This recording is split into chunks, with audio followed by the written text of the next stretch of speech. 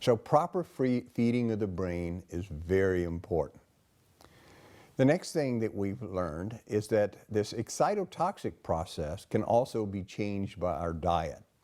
If you're eating a diet that contains a lot of excitotoxin additives like MSG, aspartame, and various other food additives that are known to be excitotoxic, it increases this excitotoxic damage to your brain and makes you much more vulnerable to damage by these excitotoxins and free radicals. We also know that even simple short-term exposure to these excitotoxins can produce inflammation and free radical generation in the brain that can last for very long periods of time, even decades.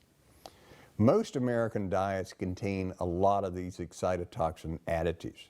They can appear as hydrolyzed vegetable protein, soy extract, soy isolate proteins, carrageenan. So it's disguised in many, many names, and we're consuming tons of this every year. So one way to reduce excitotoxicity is to increase our intake of particular nutrients and follow a good diet.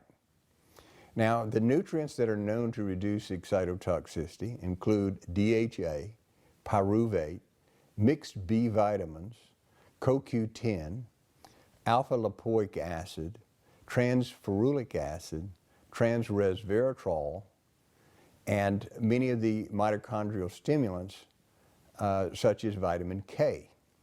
Now, we've also learned that when you do increase the mitochondrial's ability to produce more energy, that reduces excitotoxicity.